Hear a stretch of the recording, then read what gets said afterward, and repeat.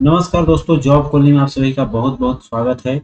इस वीडियो में हम लोग बिहार पुलिस कांस्टेबल का प्रैक्टिस सेट करेंगे। पूरे 100 क्वेश्चन का करेंगे, फुल लेंथ प्रैक्टिस सेट होगा। हर विषय का व्याख्यात्मक हल करेंगे, आपको केवल आंसर नहीं उसका मतलब बताते हुए आगे बढ़ेंगे। एक चीज आपको करना होगा कि इस 100 क्वेश्चन को आप पूरा देखिएगा वीडियो, और उसमें देखिएगा कि मेरी कितनी इसमें मार्क्स आ रहे हैं, कितना आप कर पाए हैं। कॉमेंट करके जरूर बताइएगा, और किसी भी तरह की आपको दिक्कत परेशानी हो तो हमसे जरूर साझा कीजिएगा। और एक करंट अफेयर्स के लिए अभी ट्यूटोरियल भी स्टार्ट कर दिया हमने, तो उस वीडियो को भी देखिएगा। चैनल पर नया है तो सब्सक्राइब कर बेल आइकन जरूर ऑन कर लीजिएगा, क्योंकि अब बिहार पुलिस का एग्जाम तय है तो हम लोग उसकी तैयारी में जुटेंगे। आइए चलते हैं पहले क्वेश्चन की ओर। भारत एक गणतंत्र है। गणतंत्र का मतलब क्या होता है? तो गणतंत्र का मतलब जो है वो कहता है कि वैसा शासन का तंत्र, वैसा शासन जिसमें कि सर्वोच्च पद जो होती है उसमें जनता द्वारा चुनी हुई प्रतिनिधि को बैठाया जाता है, उसको हम लोग बोलते हैं प्रजातंत्र या गणतंत्र या लोकतंत्र। वो सब एक ही चीज हुआ। तो इसमें देखिए गणतंत्र का मतलब इस ऑप्शन में देखेंगे तो कह रहे हैं कि देखिए राज्य का प्रमुख उनके लोगों द्वारा परोक्ष रूप से चुना जाता है, उसको हम लोग क्या बोलते हैं? लोकतंत्र या गणतंत्र बोलते हैं। ठीक है, तो इसमें कोई भी वंशानुगत प्रशासक या शासक नहीं बैठता है। यह जो है जनता द्वारा चुनी जाती है, तो इसमें परोक्ष रूप से चुनी हुई प्रमुख जो होते हैं, राज्य का प्रमुख जो होता है वो जनता द्वारा चुने गए प्रतिनिधि के द्वारा चुना जाता है, जनता द्वारा चुना जाता है, वो है आपका गणतंत्र। ठीक है, आगे देखेंगे भारत के संविधान के लागू होने के समय इसमें मूलतः कुल कितने अनुच्छेद थे? तो आपको पता होना चाहिए सबसे पहले कि संविधान कब लागू हुआ था। तो संविधान आपका 26 जनवरी 1950 को लागू की गई थी। ये जो है 1950 को लागू होते समय पूछ रहा है कि इसमें मूलतः कितने अनुच्छेद थे। तो आपको बता दें कि उस समय कुल 395 अनुच्छेद थे। 8 अनुसूचियां थी जो अभी बढ़कर कितनी हो गई है? 12 हो गई है। तो 8 अनुसूचियां थी और आपका 22 भाग था। ठीक है, 22 भाग थे। ठीक है, बढ़ते हैं अगले क्वेश्चन की ओर। तो अगला क्वेश्चन है कि भारत के संविधान की प्रस्तावना में प्रयुक्त शब्द जो है कौन सा? गणतंत्र। गणतंत्र सूचित करता है, तो अभी हमने बताया गणतंत्र शब्द का मतलब क्या होता है? जहां की आपका, जहां देश का प्रधान जो है निर्वाचित प्रतिनिधि होता है, जो जनता द्वारा चुना जाता है। ठीक है, तो यहाँ पर देखिए ऑप्शन सी जो है बिल्कुल सही हो जाएगा। ठीक है, इसमें कोई वंशागत नहीं होता है, कोई भी संवैधानिक शासक नहीं है, इसमें देश का प्रधान संवैधानिक नहीं है कि यही होंगे, ऐसा कहीं भी उल्लेख नहीं है। लेकिन जो देश का प्रधान होगा वो निर्वाचित प्रतिनिधि होता है। ठीक है, तो यहाँ हम लोगों का सी बिल्कुल करेक्ट आंसर हो जाएगा। अगले क्वेश्चन की ओर बढ़ेंगे तो कह रहा है राष्ट्रपति और उपराष्ट्रपति दोनों की अनुपस्थिति में भारत के राष्ट्रपति का कार्यभार कौन संभालेगा? पीबीआई क्वेश्चन है आपका। जैसे कि आपको पता होगा कि जब भारत के राष्ट्रपति अवकाश पे रहेंगे या नहीं रहेंगे अपने कार्य अवधि में, तो उस समय प्रभार किसको देते हैं? उपराष्ट्रपति को। अगर उपराष्ट्रपति भी नहीं रहे, अर्थात राष्ट्रपति और उपराष्ट्रपति दोनों नहीं रहे, तो कौन संभालेंगे आपका कार्यभार? तो आपका भारत का मुख्य न्यायाधीश जो है संभालते हैं। और एक चीज और बता दें कि अगर ये भी नहीं रहे, भारत के मुख्य न्यायाधीश के अवकाश पे है, तो कौन संभालेगा? तो उसमें जो सर्वोच्च न्यायालय के सबसे वरिष्ठ वरिष्ठ न्यायाधीश होंगे, अब वो आपका संभालेंगे राष्ट्रपति का कार्यभार। तो अभी तक में ऐसा केवल एक ही बार हुआ है, आप इसको नोट कर लीजिएगा। एक ही न्यायाधीश है जो आपका राष्ट्रपति का कार्यभार संभाले हैं। वो कौन है? तो एम हिदायतुल्लाह। ठीक है, वो एम हिदायतुल्लाह जो है वो मात्र अभी तक एक ऐसे न्यायाधीश हैं जो राष्ट्रपति के कार्यभार संभाले हैं। ठीक है, आगे बढ़ेंगे। नेक्स्ट है कि भगोड़ा आर्थिक अपराधी विधेयक 2017 किस मंत्रालय द्वारा पेश किया गया है? तो ये वित्त मंत्रालय द्वारा पेश किया गया है। ठीक है, आगे बढ़ेंगे नेक्स्ट क्वेश्चन पे। इनमें से कौन से भारतीय प्रधानमंत्री ने संसद का सामना नहीं किया है? ठीक है, तो संसद का इसमें प्रधानमंत्री है कौन से? तो चौधरी चरण सिंह जो है वो संसद में आपका नहीं किए थे, क्योंकि ये जो है इनका कार्यकाल जो था 79 से, आपको बता दें 1979 से 80 तक था, और इनके बीच में प्रधानमंत्री रहे हैं। और ये कौन? आपका चौधरी चरण सिंह थे। ये आपका ऑप्शन जो है डी बिल्कुल सही आंसर हो जाएगा। ठीक है, तो यहाँ पर मुख्यमंत्री भी रह चुके हैं, कहाँ के आपको कमेंट करके बताना है, नहीं तो आपको मैं बताते चलूं कि ये जो है उत्तर प्रदेश के मुख्यमंत्री भी रह चुके थे। और ये चौधरी चरण सिंह जो हैं वो आपके कौन, तो पांचवें प्रधानमंत्री के रूप में इन्होंने हासिल किया था।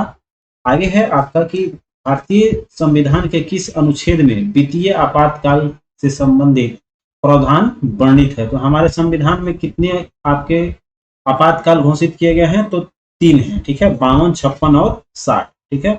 तो इसमें 52, 56 और 60 में है आपका 360 जो है, 352, 356 और 360। तो जो अंतिम है आपका वो वित्तीय आपात है, अनुच्छेद 360 आपका बिल्कुल सही आंसर हो जाएगा। बात कर लेते हैं अनुच्छेद 148 इसमें दिया हुआ है। तो इसमें आपका किसका उल्लेख मिलता है, तो भारत के नियंत्रक एवं महालेखा परीक्षक की, इसमें कैग जिसको हम लोग बोलते हैं, उसका आपका इसमें वर्णन किया गया है। अनुच्छेद 143 कहता है, अनुच्छेद 143 है कि उच्चतम न्यायालय के परमार्थ क्षेत्राधिकार का वर्णन है। और अनुच्छेद 72 जो है ये राष्ट्रपति से है, राष्ट्रपति का बहुत ही इंपॉर्टेंट है ये अनुच्छेद, हर बार पूछता है।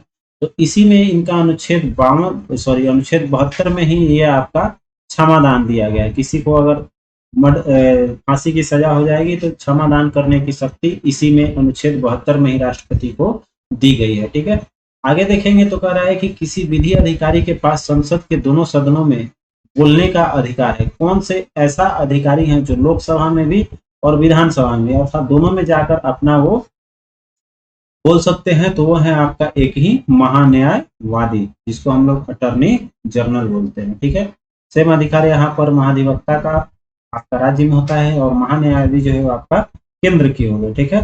तो देखिए यहाँ पर महान्यायवादी से जुड़ी हुई कुछ इंपॉर्टेंट फैक्ट्स जान लेते हैं। अनुच्छेद 76 जो है इसमें आपका किसका है, महान्यायवादी का वर्णन किया गया है, जिसकी नियुक्ति कौन करता है, इस चीज को याद रखेंगे। महान्यायवादी की नियुक्ति जो है वो राष्ट्रपति द्वारा किया जाता है, ठीक है, ये आपके राष्ट्रपति द्वारा की जाती है। आगे बढ़ेंगे, नेक्स्ट क्वेश्चन की ओर बढ़ते हैं। तो कह रहे हैं कि भारत में राज्य पुनर्गठन आयोग की स्थापना हुई थी, पहली बार कब हुई थी। ये बहुत ही अच्छा क्वेश्चन है और बहुत ही इंपॉर्टेंट क्वेश्चन है, ठीक है। तो राज्य पुनर्गठन आयोग की अध्यक्षता हुई थी 1953, ऑप्शन ए में है आपका 1953 में गठित किया गया था।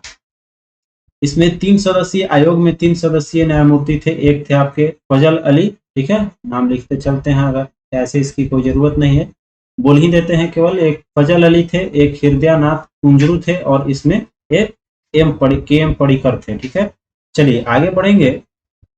तो कह रहा है आकाश गंगा की निकटतम स्पाइरल गैलेक्सी कौन सी है। तो स्पाइरल गैलेक्सी, ये बहुत बार क्वेश्चन हम लोगों ने देखा हुआ है, आपको कहीं पढ़ने को भी मिला होगा। तो ये आपका कौन सा है, एंड्रोमेडा गैलेक्सी जो है ये आपका हमारा आकाशगंगा के सबसे निकटतम गैलेक्सी है, स्पाइरल गैलेक्सी, जिसको हम लोग एंड्रोमेडा गैलेक्सी के नाम से जानते हैं, ठीक है।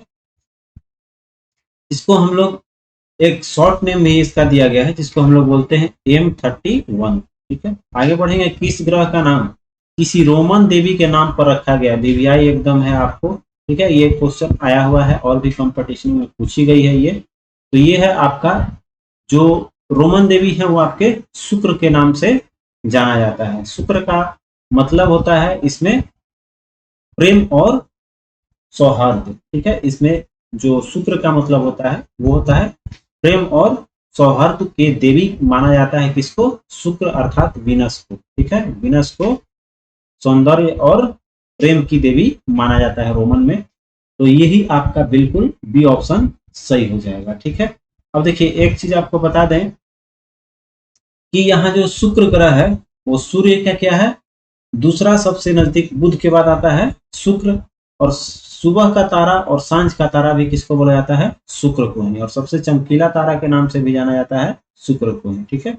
चलिए आगे बढ़ेंगे, बहुत सारा फैक्ट्स निकलता है, तो इन सभी फैक्ट्स को करेंगे तो शायद वीडियो बहुत बड़ी बन जाए, क्योंकि 100 क्वेश्चन हम लोगों को करना है, इसलिए हम लोग सभी चीजों को ध्यान में रखते हुए आगे बढ़ रहे हैं। आगे देखिए कर है, ग्लोब पर अक्षांश की सबसे लंबी रेखा इनमें से कौन सी होती है। देखिए सबसे अक्षांश पे, ठीक है, अक्षांश और देशांतर। अक्षांश कौन सा होता है, इसको, इस तरह की जो रेखाएं गोल गोल घूमती है उसको अक्षांश बोलते हैं, ठीक है। तो ये अक्षांश रेखाएं जो होती है, सबसे बड़ा कहाँ होता है, वृत्त में अगर देखेंगे तो सबसे बड़ा कौन सा होता है, व्यास। तो बीचों बीच जो पृथ्वी की रेखा गुजरती है उसको कौन सी रेखा बोलते हैं हम लोग, भूमध्य रेखा बोलते हैं, अर्थात सबसे बड़ी रेखा कौन सी हो जाएगी इसमें, भूमध्य रेखा हो जाएगी। ठीक है, बिल्कुल क्लियर है। चलिए आगे बढ़ेंगे। कह रहे हैं कि निम्नलिखित में से कौन सी विश्व की सबसे खरे पानी की झीलों में से एक है। तो सबसे खरा पानी का झील जो है वो है आपका, इसमें ऑप्शन में आपका जो है वो हो जाएगा कौन सा, मृत झील। क्योंकि सबसे बड़ा झील जो है खारे पानी का झील वो कौन सा है, तो तुर्की में है। तुर्की का कौन सा झील है, आता है क्वेश्चन, तो ये है आपका वन झील। वन झील जो है तुर्की का, ये सबसे खारे पानी का, विश्व के सबसे खारे पानी का झील है, लेकिन ऑप्शन में नहीं है, इसलिए इसमें ऑप्शन जो है आपका मृत सागर ही हो जाएगा। ठीक है, चलिए आगे बढ़ेंगे। तो कह रहा है कि भारत का दक्षिणतम बिंदु कौन सा है। बहुत बार क्वेश्चन आया हुआ है। तो दक्षिणतम बिंदु को हम लोग कौन सा बोलते हैं, इंदिरा पॉइंट। ठीक है, इंदिरा पॉइंट जो है वो कहाँ पड़ जाता है, इस क्वेश्चन को भी पूछा गया है। तो निकोबार, अंडमान निकोबार जो द्वीप समूह है वो निकोबार में आपका जाकर ये पड़ता है। ठीक है, इसका जो पूर्व नाम इंदिरा पॉइंट का था पिग्मेलियन पॉइंट। ठीक है, पिग्मेलियन पॉइंट अगर भी ऑप्शन में रहे तो उसको याद रखेंगे। ठीक है, अगर बात कर लेते हैं और भी चीजों की, जैसे कि आपका केप केमोरिन है। ठीक है, तो केप केमोरिन अगर पूछेगा तो ये भी सबसे दक्षिणतम बिंदु है। ठीक है, इस चीज को ध्यान दीजिएगा। लेकिन ये किसका है, तो प्रायद्वीपीय भारत का दक्षिणतम बिंदु। अगर यहाँ पूछ ले कि प्रायद्वीपीय, केवल शब्द लगा दे प्रायद्वीपीय, या फिर भूमि की बात कर ले, तो प्रायद्वीपीय भारत का दक्षिणतम बिंदु अगर ऑप्शन पूछे तो आपको इंदिरा पॉइंट नहीं बल्कि कैप केमोरिन लगाना होगा, जिसको हम लोग कन्याकुमारी के नाम से, या कन्याकुमारी में बोल सकते हैं, स्थित है।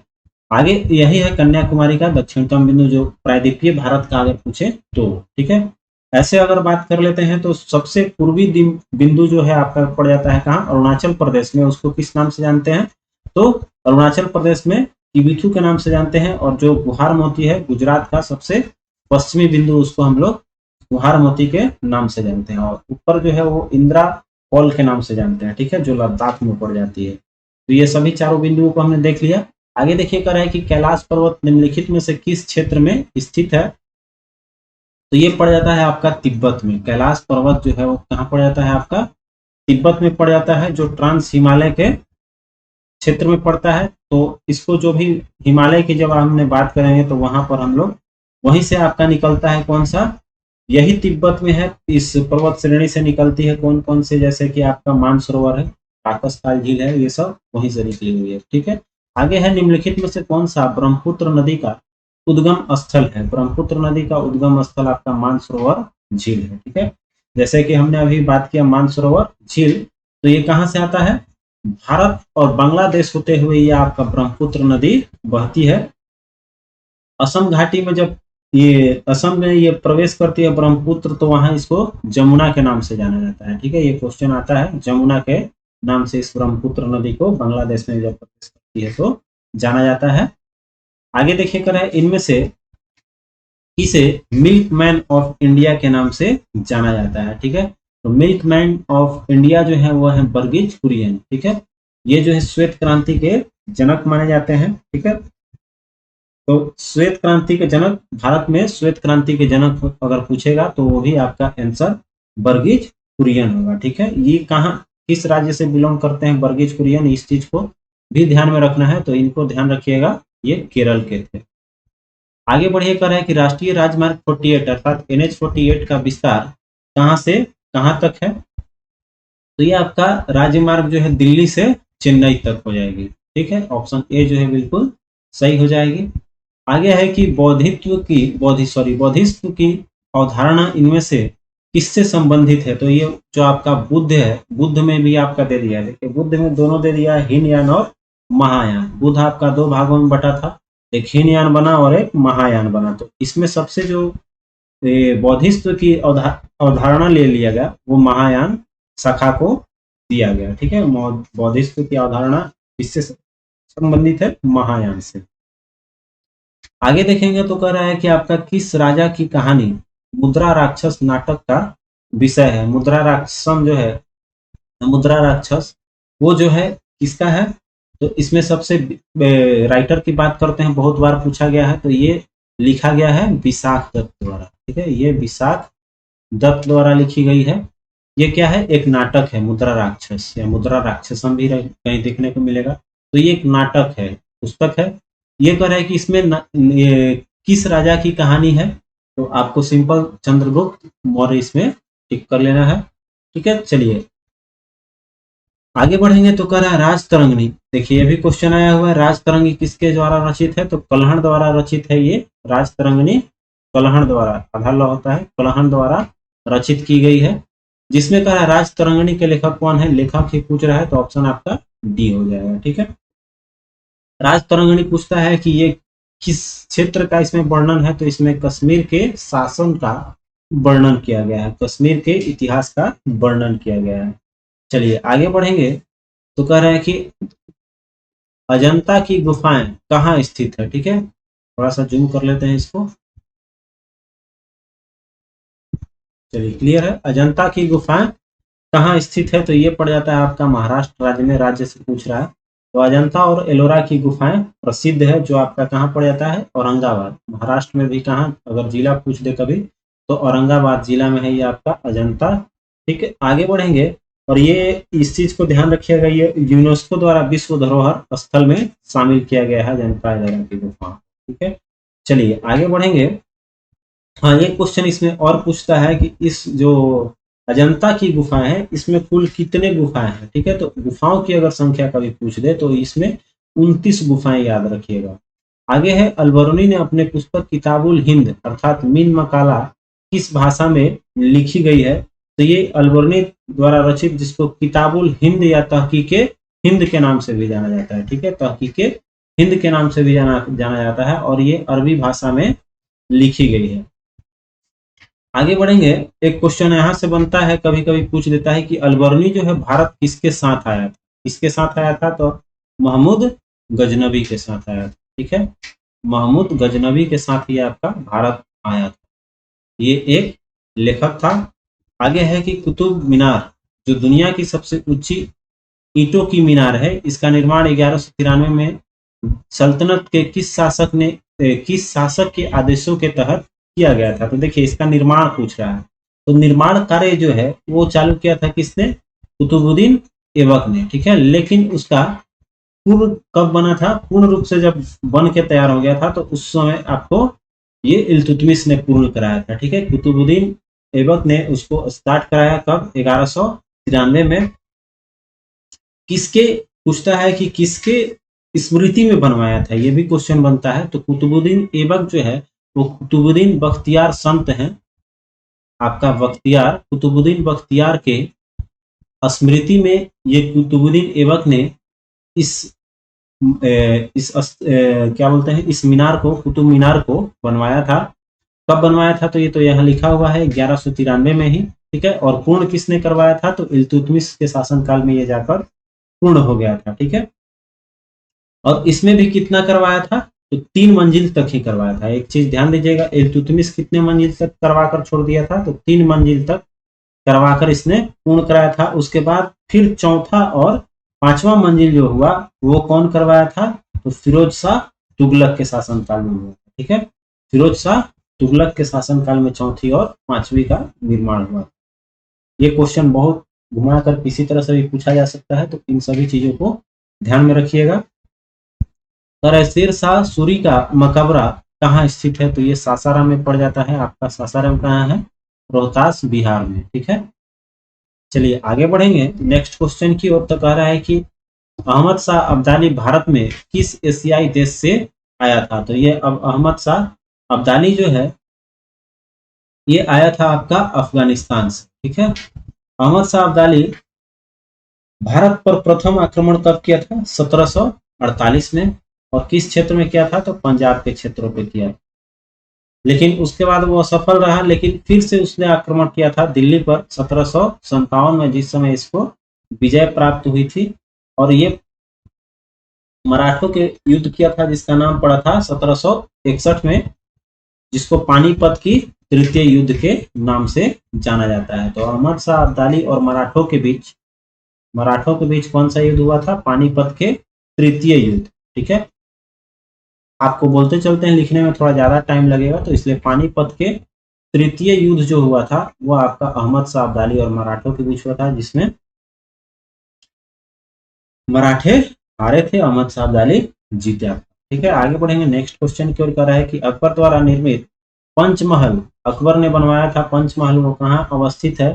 तो ये फतेहपुर सिकरी में है। ऑप्शन डी जो है बिल्कुल सही इसका आंसर हो जाएगा। ठीक है, अकबर और भी चीजें बनवाया था, जैसे इंपॉर्टेंट में आगरा का किला हो जाएगा, उसमें फिर बुलंद दरवाजा बनाया था, मरियम उर्जमानी पैलेस बनवाया था, इलाहाबाद का किला भी बनवाया था। ये अकबर द्वारा निर्मित सब स्थल थे। आगे देखिए, कर पुर्तगालियों द्वारा गोवा पर कब्जा कब किया गया था? ठीक है, तो ये जो है अल्बुकर्क आया था उस समय, ये हुआ था 1510 में। ठीक है, 1510 1498 में आया था, लेकिन उसके बाद वास्को डी गामा आया, फिर उसके बाद आया बीजापुर के सुल्तान को, आदिल शाह को हराने के बाद अल्बुकर्क ने जो है जो पुर्तगाली था एक, उसने भारत पर पहला बार कब्जा या अधिकार कर लिया था। आगे देखिए, कह रहा है कि लखनऊ में 1857 के विद्रोह का नेतृत्व किसने किया था 1897 का? तो इसमें हो जाएगा आपका हजरत महल बेगम हजरत महल द्वारा किया गया था, जो आपका लखनऊ से किए थे। तात्या टोपे जो है वो कहाँ से किए थे? कानपुर से किए थे। तात्या टोपे 1857 का विद्रोह कानपुर से किए थे। फिर आपका ऑप्शन में कुंवर सिंह, ये तो आपका बिहार से हो जाएंगे। आया हो क्वेश्चन ये आपका। वीर सावरकर जो है यहाँ पर। आगे बढ़ाते हैं, क्वेश्चन को देखते हैं। तो कह रहा है कि मुस्लिम लीग की स्थापना किस शहर में हुई थी? तो ये आपका ढाका में हुआ था, जो बांग्लादेश में पड़ जाता है। और कब हुआ था? तो 1906 में हुआ था। ठीक है, आगे बढ़ेंगे। तो कह रहा है इनमें से भारत के किस वायसराय ने निर्वाचित स्थानीय सरकारी निकायों का सृजन का पहल किया था? तो सबसे पहले किसने किया था? तो ये आपका लॉर्ड रिपन हो जाएगा। कब? 1870 में। ठीक है, आगे देखेंगे। कह रहा है कि खाद्य पदार्थ, वस्त्र जैसे उत्पाद, मनोरंजन जैसी सेवाओं एवं उनके अंतिम उपभोक्ताओं द्वारा खरीदे जाने पर उसमें कौन सा टैक्स लगता है? ठीक है, तो देखिए ये क्या है? खाद्य पदार्थ, तो हम लोग क्या करते हैं? उसका उपभोग करते हैं। वस्त्र भी है, उपयोग करते हैं, तो उसमें कौन सा टैक्स लगेगा? आपका उपभोग कर अंतिम में लगता है, जो है आपका उपभोग कर या उपभोग वस्तुएं बोल सकते हैं। ठीक है, आगे है कि भारत में सूखा प्रवण क्षेत्र, जिसको हम लोग ड्राउट प्रोन एरिया बोलते हैं, किस पंचवर्षीय योजना के अवधि के दौरान शुरू किया गया था? तो ये 1973-74 में हुआ था, जो आपका हो जाएगा 5वीं पंचवर्षीय योजना। ठीक है, सॉरी 5वीं में नहीं आएगा, ये आपका 4थी में आ जाएगा। 4थी पंचवर्षीय योजना, ये आपका बी ऑप्शन बिल्कुल सही हो जाएगा। ठीक है, ये 1973-74 हो जाएगा। तो 1973-74 में चलाया गया था ये योजना, जो आपका हो जाएगा 4थी पंचवर्षीय योजना।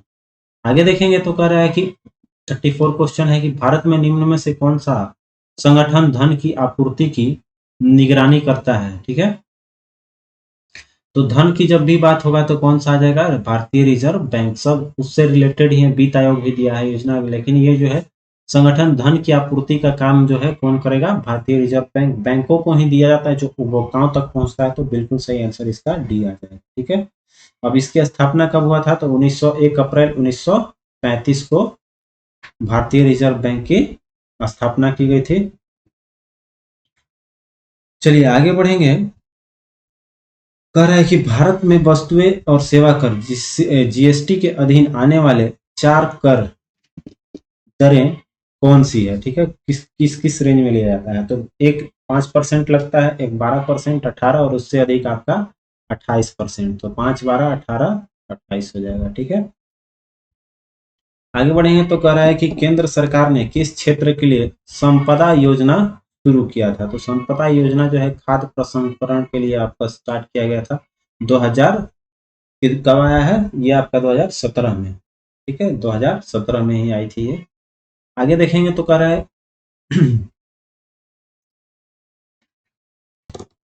नेक्स्ट आपका है कि जवाहर रोजगार योजना का प्रारंभ कब किया गया था? तो ये हुआ था आपका 1989 को, 1 अप्रैल 1989 इसका सही जवाब हो जाएगा। इसमें 2 योजनाओं को समायोजित करके जवाहर रोजगार योजना प्रारंभ किया गया था। एक था राष्ट्रीय ग्रामीण रोजगार योजना और एक था आपका भूमिहीन ग्रामीण रोजगार गारंटी। इन दोनों को मिलाकर आपका चालू किया गया था, वो था आपका जवाहर रोजगार योजना, जो आपका 1 अप्रैल 1989 को हुआ था। आगे देखिए, प्रधानमंत्री नरेंद्र मोदी द्वारा चलाया गया था नमामि गंगे परियोजना। ठीक है, नमामि गंगे परियोजना कब शुरू की गई थी? तो ये हुआ था आपका जुलाई 2014 में इसको प्रारंभ किया गया था। इसमें क्या था, इस परियोजना का मुख्य उद्देश्य था कि इसमें गंगा को साफ और स्वच्छ रखना ही बोल सकते हैं आपको, किया गया था। आगे देखिए, पूर्ण कुंभ मेला कितने वर्षों में एक बार आयोजित होता है? तो देखिए यहाँ कर है पूर्ण कुंभ मेला। पूर्ण कुंभ मेला जो है वो 12 वर्षों पर होता है, 12 वर्ष में एक बार होता है पूर्ण कुंभ मेला, जिसको हम लोग बोलते हैं। और कुंभ मेला आपको पता होना चाहिए भारत के 4 स्थल पे ही होता है। ठीक है, पारापारी एक एक करके लगता है, 4 स्थल है। वो कौन कौन सा है? एक है हरिद्वार, जिसको हम लोग बोलते हैं हरिद्वार, एक है इलाहाबाद, प्रयागराज हो गया है, एक है आपका प्रयागराज। ठीक है, इलाहाबाद, प्रयागराज, और दूसरा है आपका नासिक, और एक है उज्जैन। नासिक और उज्जैन, इन्हीं 4 स्थलों में इसका आयोजन किया जाता है। ठीक है, आगे देखिए, भारतनाट्यम की उत्पत्ति किस राज्य में हुई थी? तो ये आपका भारतनाट्यम को तमिलनाडु से माना जाता है, और ये बोला जाता है कि ये देवदासियों द्वारा विकसित किया गया ये भारतनाट्यम नाट्य नृत्य है। ठीक है, आगे देखिए, इनमें से किस संगीत वाद्य यंत्र में कीबोर्ड होता है? कीबोर्ड मतलब कि कीबोर्ड बोले तो बटम होती है, तो बटम किस तरह में होता है? हारमोनियम देखे होंगे, इसमें हारमोनियम जो होता है उसमें बटम दबा के, अर्थात कीबोर्ड जो होती है उस तरह से इसमें यूज किया जाता है। आगे देखिए, 42 क्वेश्चन है कि इनमें से कौन सी पुस्तक डॉक्टर अब्दुल कलाम आजाद द्वारा लिखी गई है? तो अब्दुल कलाम आजाद का जो है वो है the life tree. The life tree इसमें इनका ऑप्शन हो जाएगा। एक विंग्स ऑफ फायर बार बार पूछता है क्वेश्चन आपका, विंग्स ऑफ फायर भी आपका अब्दुल कलाम आजाद द्वारा ही लिखा गया ये पुस्तक है। ठीक, आगे देखते हैं तो कह रहा है अल्फ्रेड नोबेल पुरस्कार की स्थापना करने वाले अल्फ्रेड नोबेल जो थे किस चीज का आविष्कार किया था? तो ये खोज किया था आपको डायनामाइट का। डायनामाइट क्या है? एक विस्फोटक पदार्थ है, तो इन्हीं ने आपको खोज किया था। इनका अल्फ्रेड नोबेल के स्मृति में ही आपका नोबेल पुरस्कार दिया जाता है। आगे देखिए, है यूनिसेफ का मुख्यालय कहाँ है? तो ये आपका यूनिसेफ आपका न्यूयॉर्क हो जाएगा। ये किस लिए यूनिसेफ चलता है? तो यूनिसेफ जो है वो चाइल्ड के लिए है, बच्चों के लिए है। आपको ये संयुक्त राष्ट्र बाल कोष इसको बोलते हैं। यूनिसेफ का हिंदी में बोलते हैं संयुक्त राष्ट्र बाल कोष। इसकी स्थापना 1946 को हुई थी। आगे देखेंगे, इसका मुख्यालय न्यूयॉर्क देख ही लिया।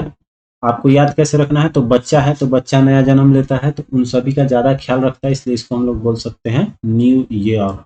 ठीक है, न्यू मतलब नया बच्चा हो गया, तो बच्चा से थोड़ा ट्रिकी हो जाएगा, आपको याद रखने में सुविधा होगी। ठीक, आगे देखिए कह रहा है अंतरिक्ष में जाने वाले पहले भारतीय कौन थे? तो ये आपके राकेश शर्मा थे। ठीक है, राकेश शर्मा थे, जो पंजाब से रिलेट करते हैं ये। आगे देखिए है कि रॉ का पूरा अर्थ क्या है? रॉ क्या है? एक एजेंसी है।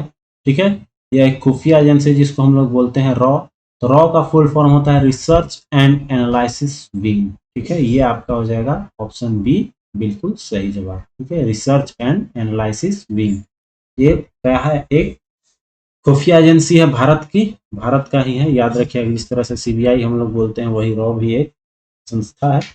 आगे देखिए, इसी का मोटो है क्या है? धर्मो रक्षिता रक्षिता। ठीक है, धर्मो रक्षित रक्षिता, इसी का स्लोगन का मोटो बोल सकते हैं। ठीक है, तो आगे देखेंगे हम लोग। नेक्स्ट क्वेश्चन आपका बोल रहा है कि निम्नलिखित में से कौन सा कंप्यूटर की सेंट्रल प्रोसेसिंग यूनिट का एक भाग है? तो इसमें आपका माउस, स्कैनर, मेमोरी, देखिए सीपीयू को ही हम लोग बोलते हैं सेंट्रल प्रोसेसिंग यूनिट। ठीक है, इसको सीपीयू बोलते हैं। सीपीयू का 3 पार्ट होता है। ठीक है, एक होता है एएलयू जिसको हम लोग बोलते हैं एएलयू अर्थमेटिक लॉजिक यूनिट, दूसरा होता है सीयू जिसको हम लोग कंट्रोल यूनिट बोलते हैं, और तीसरा होता है मेमोरी यूनिट एमयू जिसको हम लोग बोलते हैं। 3 यूनिट हो गया। तो इसमें जो है माउस, स्कैनर, जॉयस्टिक, ये सब क्या है? आपका कंपोनेंट है जो आपको बाहर से लगाकर कंट्रोल किया जाता है। लेकिन मेमोरी रजिस्टर क्या है? सीपीयू का एक भाग है। ठीक है, एमयू जैसे कि हमने लिखा मेमोरी यूनिट या मेमोरी रजिस्टर, ये हो जाएगा ऑप्शन सी, बिल्कुल सही जवाब। आगे है एक कंप्यूटर स्क्रीन के सबसे छोटा प्रकाशित क्षेत्र होता है। तो स्क्रीन में हम लोग सुने होंगे कि ये जो है फुल एचडी रेजोल्यूशन का है या फिर कुछ, तो उसको हम लोग किससे डोनेट करते हैं? पिक्सल से। पिक्सल जो है 2 शब्द मिलकर बना है, एक को बोलते हैं हम लोग पिक्चर, और एक होता है एलिमेंट, EL फॉर एलिमेंट हो जाता है। तो पिक्चर को शॉर्ट में पिक्स लिखा जाता है, और एलिमेंट ईएल हो गया आपका ईएल से एलिमेंट। तो पिक्सल जो है वो सबसे छोटा इसमें हो गया पिक्सल, जिसको हम लोग एक प्रकाशित छोटा प्रकाशित क्षेत्र से आपको डिनोट करते हैं। ठीक है, आगे बढ़ेंगे तो कह रहा है कि नेटवर्क में संक्षिप्त संदेश जो एक स्टेशन से दूसरी स्टेशन तक जाता है वो क्या कहलाता है, तो इसमें उसको हम लोग बोलते हैं टोकन। ठीक है, आगे देखिए कर रहा है किस तरह के फाइल में पीएनजी एक्सटेंशन होता है, तो जेपीजी और पीएनजी ये क्या है आपका फोटो का इमेज का फाइल फॉर्मेट होता है। ठीक है, जैसे वीडियो का आपका MP4 होता है, MK भी होता है, ये सब वीडियो का फॉर्मेट हो गया। MK भी, फिर आपका इसको मोप भी एक चलता है, पोप भी चलता है और एक MP4 भी चलता है, ये सब हो गया इसका।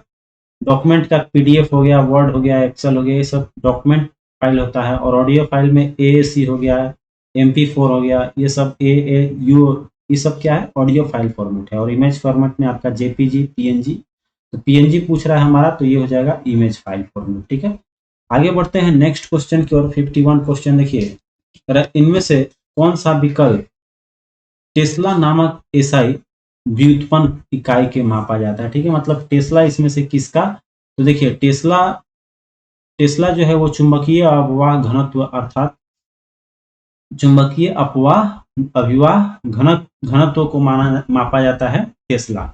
SI यूनिट इसका क्या हो जाएगा टेस्ला।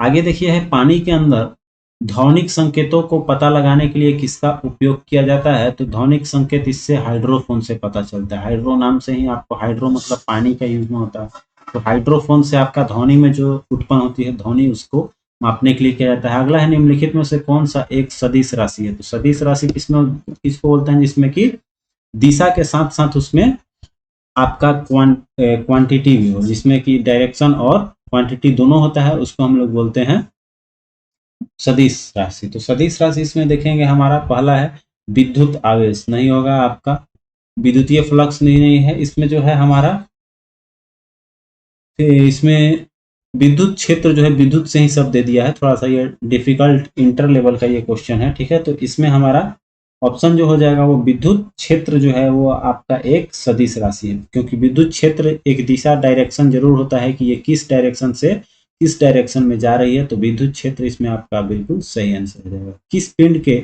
संवेग को उसके निम्न के गुणनफल के रूप में परिभाषित किया जाता है, तो देखिए इसमें किसको हम लोग, तो मास इंटू वेलोसिटी, संवेग बराबर क्या होता है P=m/m इंटू भी हम लोग पढ़े होंगे, तो भार नहीं इसको बोलेंगे द्रव्यमान इंटू वेग बोल सकते हैं, तो द्रव्यमान गुना वेग, ये हो जाएगा डी ऑप्शन इसका सही आंसर हो जाएगा। अगला क्वेश्चन की ओर चलते हैं, तो कह रहा है कि जल वाष्प के पुनः जल में रूपांतरण की प्रक्रिया है, तो निम्न में से किस शब्द का उपयोग किया जाता है, तो संघनन बोलते हैं। जब वाष्प जो है वो क्या होता है फिर से आपका पुनः जल में रूपांतरित होता है, तो उसको हम लोग संघनन बोलते हैं। ठीक है, कंडेंसन जिसको इंग्लिश में बोला जाता है। आगे देखिए 56 नंबर क्वेश्चन है कि किसी फोटोन के निम्नलिखित में से किस गुण में से कौन सा गुण किसी चुंबकीय क्षेत्र में मुक्त गति करने के समय परिवर्तित नहीं होता है, तो इसमें गति जो है वो परिवर्तित नहीं होता। आगे है निम्नलिखित घरेलू वस्तुओं में से किन में सल्फ्यूरिक एसिड होता है, तो सल्फ्यूरिक एसिड इसमें किसमें पाया जाएगा, टूथपेस्ट में क्षारीय सिरका अम्लीय हो गया, तो अम्लीय सिरका में आपका सल्फ्यूरिक एसिड की बात कर रहा है, सिरका में आपका तो नहीं होगा। बैटरी में सल्फ्यूरिक होता है, सल्फ्यूरिक एसिड हम लोग यूज करते हैं, जो घर की बैटरी होती है उसमें सल्फ्यूरिक एसिड हो जाएगी। ठीक है, चलिए आगे बढ़ेंगे, नेक्स्ट क्वेश्चन की ओर बढ़ेंगे, तो कह रहा है कि किस गैस को उसकी ठोस अवस्था में शुष्क बर्फ भी कहा जाता है, तो कार्बन डाइऑक्साइड के ठोस अवस्था को ही हम लोग शुष्क बर्फ के नाम से जानते हैं। आगे देखिए कह रहा है कि विटीकल्चर के रूप में किसे जाना जाता है, तो विटीकल्चर जो है वो होता है अंगूर की खेती। अंगूर की खेती को हम लोग विटीकल्चर के नाम से जानते हैं। ठीक है, बात कर लेते हैं इसमें ऑप्शन का, जैसे कि सब्जियां, फूल, फल ये लगाने की जो प्रक्रिया होती है इसको बोलते हैं हार्टिकल्चर। ठीक है, इसको हार्टिकल्चर के नाम से जानते हैं। आगे बढ़ेंगे तो कह रहे हैं मछली का प्रजनन ये होता है पीसी कल्चर, मछली का पालन को बोलते हैं पीसी कल्चर। ठीक है, आगे बढ़ेंगे रेशम कीट का पालन जो है वो होता है सेरीकल्चर बोलते हैं इसको, सेरी या सीरी भी, कहीं इस सीरी भी लिखा रहता है या सेरी ऐसे भी लिखा रहेगा, तो सेरीकल्चर, ठीक है। और अंगूर की खेती को हम लोग विटीकल्चर देख ही लिए। आगे देखिए कह रहे हैं निम्नलिखित में से कौन सी कोशिकाओं के आत्मघाती बैग कहा जाता है, तो आत्मघाती लाइसोसोम्स को याद रखिएगा, राइबोसोम्स भी इसमें होता है, लॉ फॉर याद रखिएगा, आत्मघाती कोशिकाओं के आत्मघाती थैली बोला जाता है। चलिए आगे बढ़ेंगे तो कह रहा है कि एक चीज यहाँ लाइसोसोम के खोज किसने किया था, तो आपको क्रिश्चियन डे ड्यूक द्वारा किया गया था। नेक्स्ट है आपका निम्नलिखित में से किस वैज्ञानिक ने मटर के पौधों पर काम करते हुए वंशानुक्रम में मौलिक कानून की खोज की थी। वीवीआई क्वेश्चन है इसका, बहुत बार आया हुआ है आपको। तो मेंडल ने, आपको पढ़ा होगा मेंडल का सिद्धांत मटर का जो यूज किए थे पौधा का, तो इसमें देखिए ये कौन सा है, ग्रेगर मेंडल द्वारा किया गया था खोज इसकी। आगे देखिए कि किसान का मित्र किसको केचुआ का बोला जाता है, यह जटिल कार्बनिक पदार्थों को टूटने के साथ साथ मिट्टी को ढीला करने में मदद करता है, वो है आपका केचुआ। केचुआ को हम लोग किसान को दोस्त या मित्र भी बोलते हैं, ठीक है। और ये किस श्रेणी का आता है, तो केचुआ जो है वो एनेलिडा श्रेणी की प्रजाति है, एनेलिडा की प्रजाति है, ठीक है। चलिए आगे बढ़ेंगे तो कह रहा है कि एक सर्वदाता ब्लड ग्रुप किसको कहा जाता है, तो सर्वदाता ब्लड ग्रुप जो है उसको ओ बोलते हैं, ठीक है। चलिए आगे देखेंगे, एक यहाँ से क्वेश्चन बनता है कि इसमें जो है किसने वर्गीकरण किया था वह रक्तों के समूह को, तो लैंड स्टीनर ने, कार्ल पूरा नाम लिख देते हैं, लैंड स्टीनर ने ये जो है रक्त के वर्गों का वर्गीकरण किया था, ठीक है। आगे देखिए नेक्स्ट क्वेश्चन है आपका कि शाकाहारी जीव खाद्य श्रृंखला में पोषण स्तर बनाते हैं कौन सा, तो प्रथम जो होता है वो होता है उत्पादक। उत्पादक में कौन होते हैं, पौधे, जो सूर्य की किरणों से अपना खाना बना लेते हैं और उसको खाता है जो, तो वो शाकाहारी कहलाएगा, जो साग को खाएगा। तो ये कौन सा बनेगा, तो शाकाहारी बनाएगा, वो दूसरा हो जाएगा। पहला तो हो गया आपका पेड़ पौधा और दूसरा पेड़ पौधा को खाने वाले को शाकाहारी बोलते हैं, तो ये हो जाएगा दूसरा चयन में है, ठीक। आगे है अप्रैल 2023 में सौराष्ट्र तमिल संगम का आयोजन कहाँ पर किया गया है, ठीक है। तो ये आपका गुजरात में हुआ। थोड़ा सा करंट अफेयर्स भी है इसमें, देख लीजिए।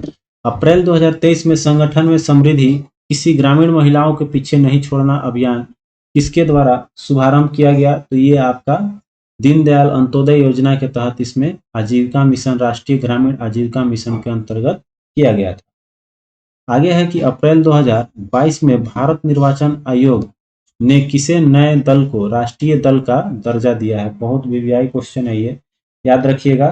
तो वर्तमान में कितने राजनीतिक दल हो गए हैं, ये भी याद रखना है आपका 6, ठीक है। क्वेश्चन बनता है, आ भी सकता है कि वर्तमान में भारत में कितने राष्ट्रीय राजनीतिक दल हैं, तो याद रखिएगा 6 हो जाएगा। कौन कौन सा है, एक हो गया आपका कांग्रेस, एक हो गया बीजेपी, एक हो गया बहुजन समाज पार्टी और एक मार्क्सवादी कम्युनिस्ट पार्टी, फिर आपका नेशनल पीपुल्स और एक हो गया आपका आम आदमी पार्टी, ठीक है। तो एक कह रहा है कि अप्रैल 2022 में भारत निर्वाचन आयोग ने किस नए दल को राष्ट्रीय दल का दर्जा प्रदान किया है, तो ये हो गया आपका आम आदमी पार्टी, ठीक है। आगे बढ़ेंगे, नेक्स्ट क्वेश्चन आपका है कि अप्रैल 2023 में इंडिया जस्टिस रिपोर्ट 2023 जारी की गई। इस रिपोर्ट में बड़े राज्यों की श्रेणी में शीर्ष स्थान पर किस राज्य ने प्राप्त किया है, तो ये है आपका कर्नाटक ने, ठीक है। कर्नाटक हो जाएगा बिल्कुल सही आंसर। 69 है मार्च 2023 में मेघालय राज्य के विधानसभा चुनाव परिणाम जारी किए गए। इस चुनाव में सबसे अधिक सीटें किस दल को, अर्थात मेघालय में कौन जीता था, तो ये आपका नेशनल पीपुल्स पार्टी हो जाएगी, ठीक। आगे देखिए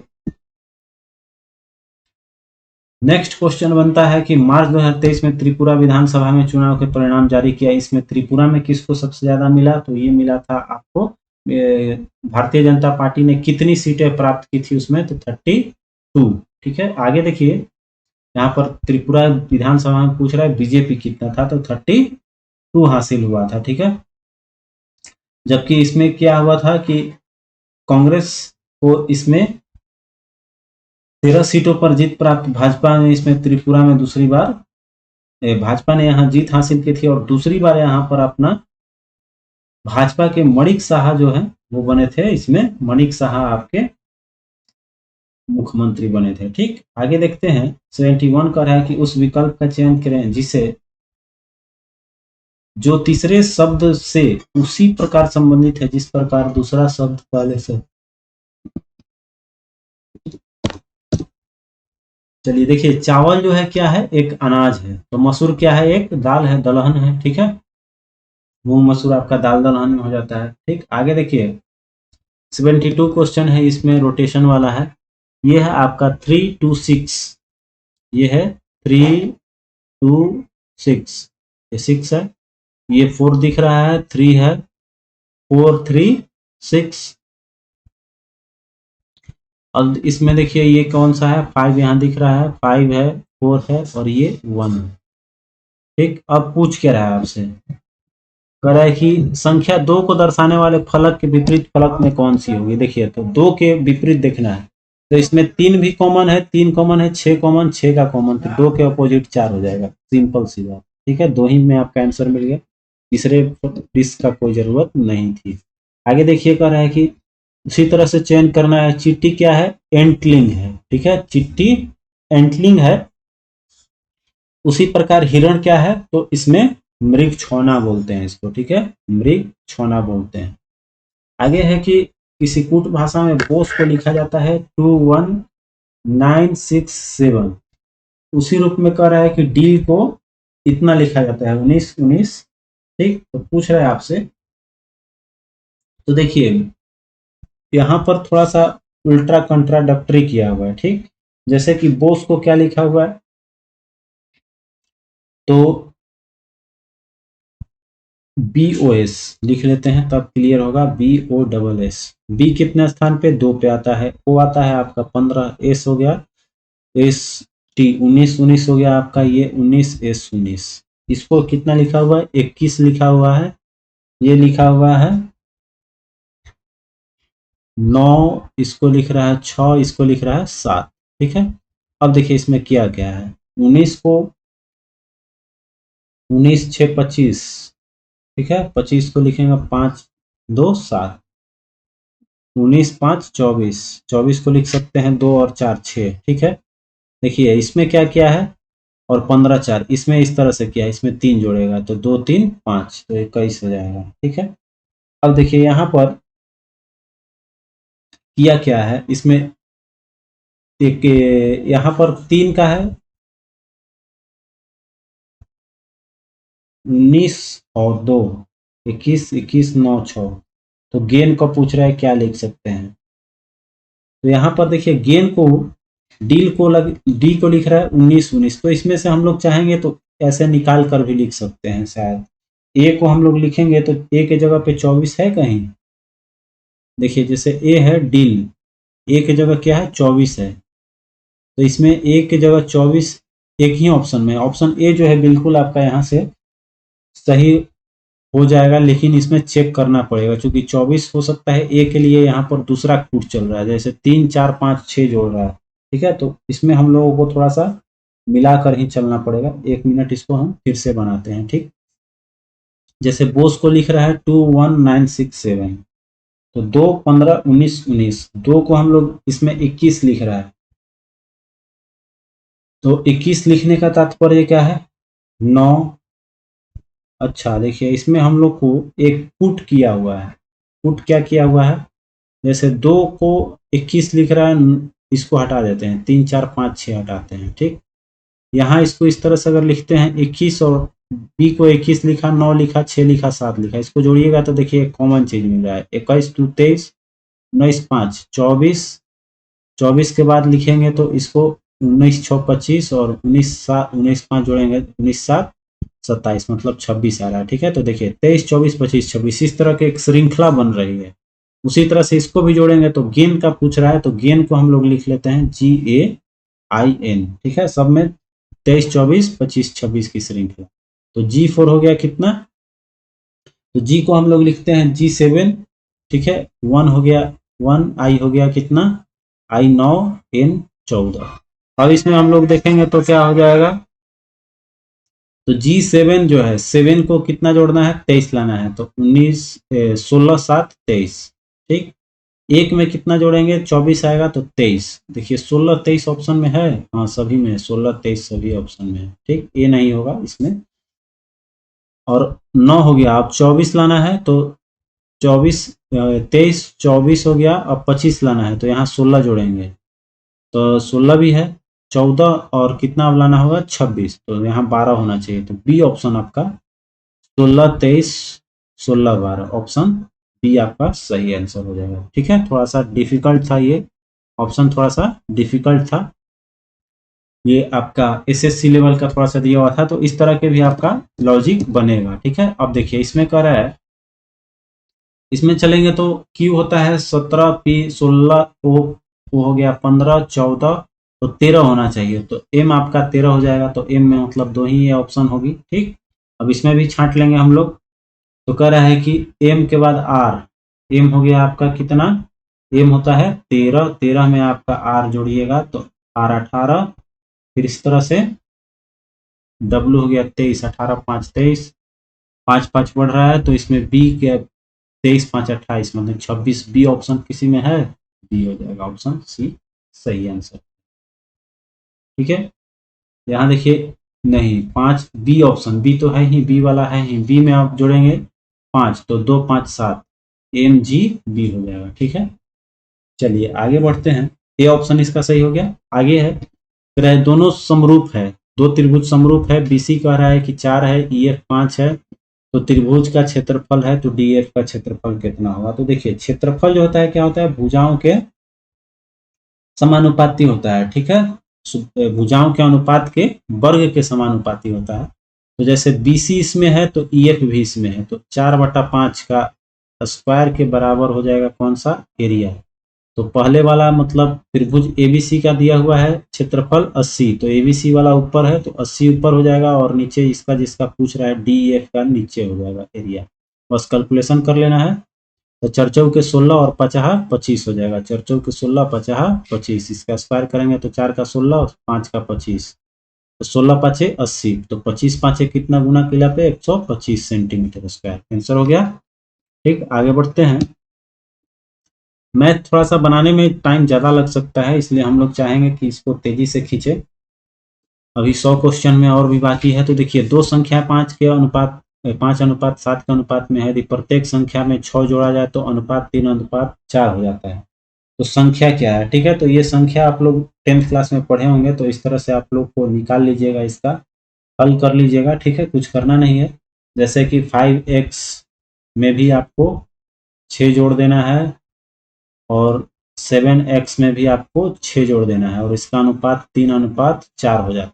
ठीक है, तो संख्या में बतानी है कौन सा होगा, तो x जो आएगा वो आपका गुना करके 30 और 42 इसका आंसर हो जाएगा। ठीक है, 30 में 6 जोड़िएगा 36, 36 और ये जोड़िएगा हो जाएगा 48, तो 16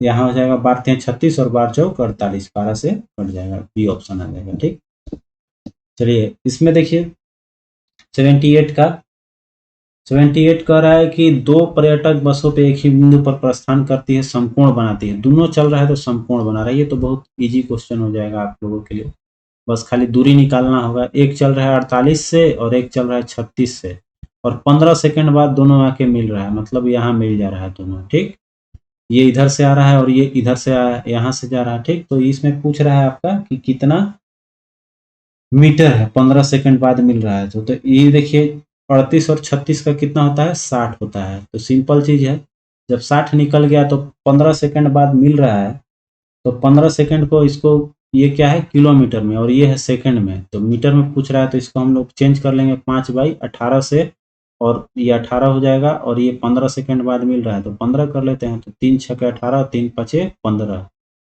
3 पचे 15 हो जाएगा, तो 50 25 और ये 6 से कटा दो 10 बार में, तो 250 आंसर आपका हो जाएगा। ठीक है, चलिए आगे बढ़ते हैं नेक्स्ट क्वेश्चन की ओर। कह रहा है कि बराबर आयतन के 3 घन है, यदि घन का विकर्ण इतना है तो परिणामी घनाभ का पृष्ठीय क्षेत्रफल ज्ञात करें। ये निकाल लीजिएगा ये सब। ठीक है, इसमें कोई वैसा है नहीं, 80 भी आप तो 10th क्लास का सेम टू सेम क्वेश्चन है, जो 10th क्लास पढ़े होंगे, बिहार के छात्र होंगे, ये उसी का सेम क्वेश्चन है। इसका आंसर आता है sec a + tan a, proof करने वाला है, LHS = RHS आप लोग पढ़े होंगे। ठीक है, आगे देखिए 81 जो है कर रहा है select the incorrect spell word, इसमें बताना है कौन सा गलत लिखा हुआ है।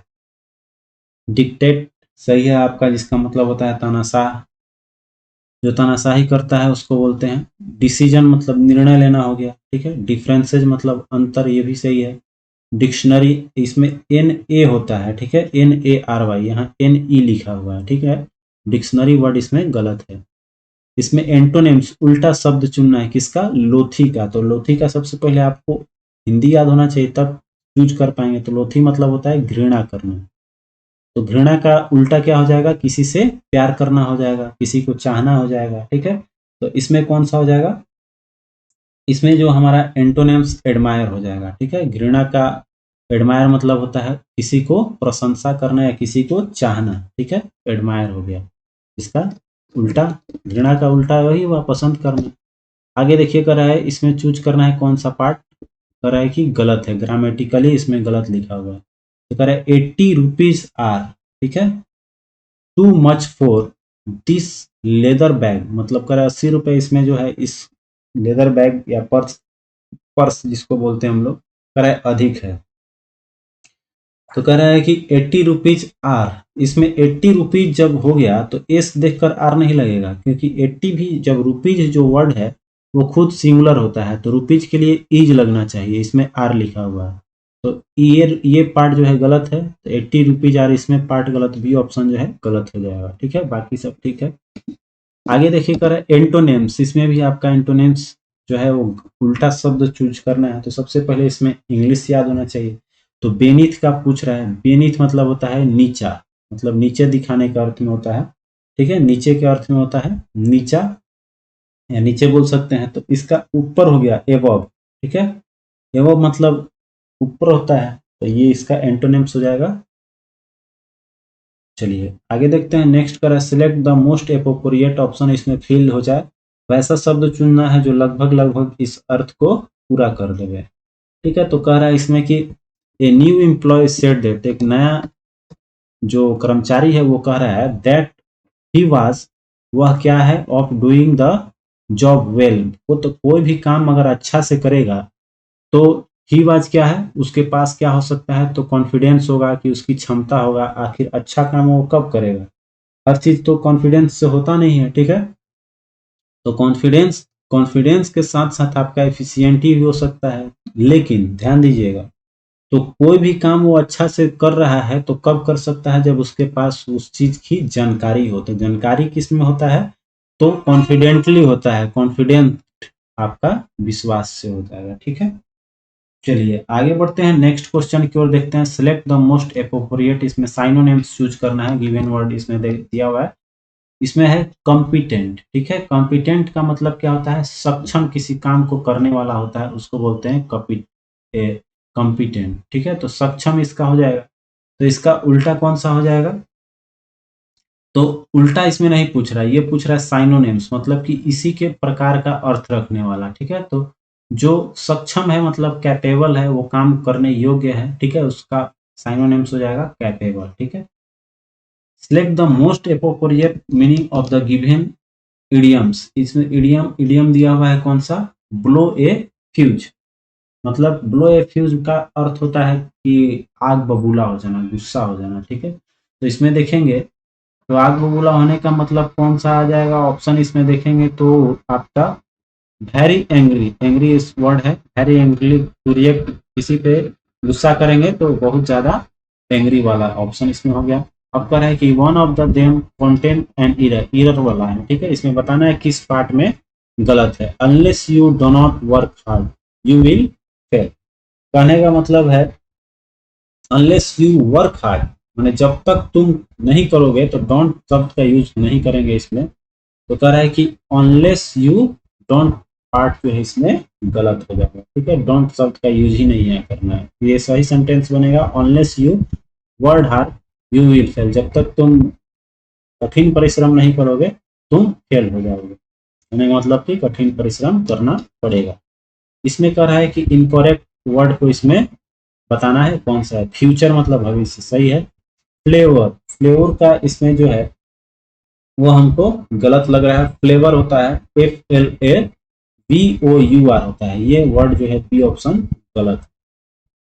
ठीक है, फ्लेवर का होता है जिसको हम लोग बोलते हैं किसी प्रकार का स्वाद, FLAVOUR होता है।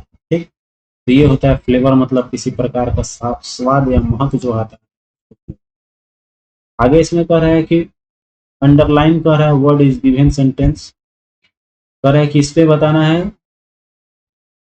एप्रोप्रिएट वर्ड, मतलब इसके स्थान पे कौन सा वर्ड, सस्पेंशन जो अंडरलाइन किया हुआ है उसके जगह पे इसका बनाना है, मतलब साइनोनिम्स इसमें कौन सा हो सकता है। ठीक है, तो इसमें जो है सस्पेंशन का मतलब हो जाएगा सस्पेंशन दैट यू, मतलब इंफॉर्मेशन, मतलब कि यहाँ पर सूचना का बात हो जाएगी। ठीक है, चलिए आगे देखिए, कह रहा है कि साहचर्य का विलोम क्या होगा। साहचर्य का मतलब होता है एक साथ रहना, मिलजुल के रहना, उसको साहचर्य बोलते हैं। तो इसमें कौन सा हो जाएगा, इसका उल्टा अलगाव, यानी अलग रहना। आगे देखिए, प्रामाणिक शब्द में मूल शब्द और प्रत्यय का, प्रामाणिक तो प्रमाण होता है मूल शब्द किसी चीज को, उसमें प्रमाण मूल शब्द है, प्रमाण में इक प्रत्यय लग गया। ठीक है, तो इसमें प्रामाणिक बन जाएगा, तो प्रमाण प्लस इक। अब देखिए हर्षई इक है, एक दुर्घई इक है। ठीक है, तो इसमें हर्षई वाला होता है। ठीक है, ऑप्शन बी जो हो जाएगा वो प्रत्यय है, इक प्रत्यय होता है।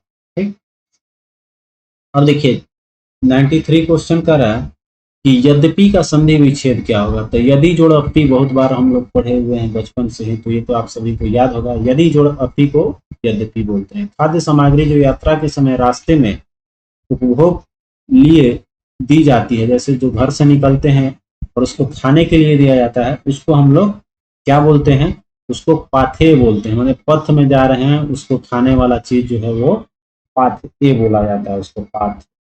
ठीक है, लेकिन यहाँ एक जो है रास्ते में जा रहा है और एक रोगी जो जाता है, रोगी को देने के लिए जो सामान दिया जाता है उसको पथ्य बोलते हैं। इस चीज को ध्यान दीजिएगा, हल्का सा जो भोजन दिया जाता है रोगी को कम खाना, उसको पथ्य बोलते हैं, और जो खाने के लिए लेके जाते हैं रास्ते के लिए उसको पाथ्य बोलते हैं। जो क्षमा करने योग्य नहीं हो, वाक्यांश के लिए एक शब्द को अक्षम्य बोलते हैं, जो क्षमा करने के लायक ही नहीं उसको अक्षम्य बोला जाता है। कौन सा जोड़ा समरूपी समभिनार्थक है। तो समरूपी समभिनार्थक मतलब एक जैसा दिखने वाला, अर्थ अलग अलग। ठीक है, तो एक देखिए हो जाएगा इसमें अवधि, दोनों में अवधि एक ही तरह का है। समरूप समभिनार्थक मतलब कि बोलेंगे तो एक ही जैसा, अवधि ये भी लिखा हुआ है, अवधि अभी ये भी लिखा हुआ है, लेकिन दोनों का अर्थ अलग हो गया। इस अवधि का मतलब हो गया, ये अवधि हो गया समय को अवधि बोलते हैं, और ये अवधि एक भाषा अवध भाषा होती है, अवधि ये हो गया, अलग हो गया। बोलने पे एक जैसा और अर्थ अलग अलग है, उसको समरूपी भिन्नार्थक या समभिन्नार्थक शब्द भी बोलते हैं। आगे देखिए कर अंक शब्द के अनेकार्थी शब्द समूह का चयन करना, मतलब कि एक शब्द के लिए कौन सा इसमें है। तो इसमें अंक गोद संख्या अध्याय, ये ऑप्शन जो है गोद संख्या अध्याय, ये एक बनाता है चयन, लेकिन और सब चीज नहीं है। आगे देखिए कर एक का अर्थ घोड़ा है, मैंने घोड़ा का इसमें कौन सा पर्यायवाची शब्द है। तो घोड़ा का पर्यायवाची शब्द तुरंग होता है। ठीक, तुरंग को ही घोड़ा बोलते हैं। समीर का पर्यायवाची शब्द, समीर का मतलब होता है हवा। ठीक है, समीर का मतलब हो गया हवा। और आगे देखेंगे तो कह रहा है कि आटे दाल का भाव मालूम होना, मुहावरे का उचित अर्थ क्या होता है। तो आटा का भाव मतलब कष्ट का अनुभव होना, इसको बोलते हैं मुहावरा आटे दाल का भाव मालूम होना, माने कि कष्ट के बारे में जानकारी पता होगा तो उसको बोलते हैं। ये रहा 100 क्वेश्चन का पूरा सॉल्यूशन। भाई इसको बनाने में पूरी वीडियो दिए हैं आपको, तो एक लाइक और कमेंट तो बनता है, कमेंट जरूर कर दीजिएगा, कुछ भी इमोजी भी दे दीजिए, लेकिन कमेंट जरूर दीजिए हमको, ताकि हमें भी कॉम्प्लीमेंट मिले, पता लगे कि आप सभी के लिए कितना ये अच्छा लग रहा है वीडियो। तो मिलते हैं फिर नेक्स्ट वीडियो में, तब तक के लिए आप सभी अपना तैयारी जारी रखेंगे। जय हिंद।